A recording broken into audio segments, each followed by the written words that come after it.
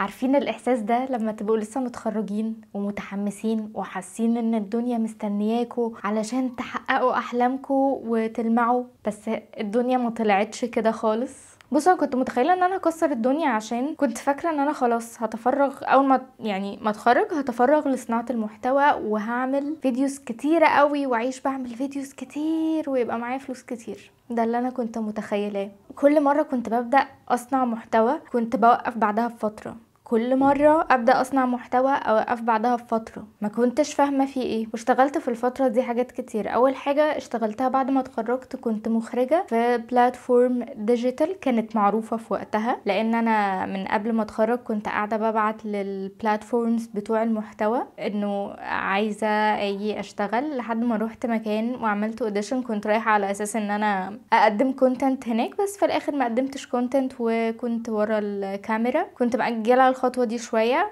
او اكشلي كنا هناك متفقين انه شوية كده وابقى اعمل فيديوز معاهم، بس انا مشيت قبل ما اعمل فيديوز معاهم. يعني انا كنت خريجة اعلام وعايزة ابقى مذيعة، بس لما دخلت القنوات حسيتها بتاعت ناس كبيرة قوي، حسيت ان انا ماليش مكان جوه. خدت قرار ما بيني وما بين نفسي انه انا هعمل محتوى، مش هسعى ان انا اكون مذيعة ولما ابقى معروفة يبقوا يكلموني بقى ويقولوا لي تعالي بقي مذيعة معانا. ده كان في مخيلتي وقتها قبل ما اعرف ان انا مش هعرف اصنع محتوى. وهقول لكم ليه، يعني اصبروا عليا وانا هقول لكم ليه انا طلعت مش هعرف اصنع محتوى. بس ان شاء الله هعرف يعني، بس قصدي انه بعدين يعني هشرح لكم قدام.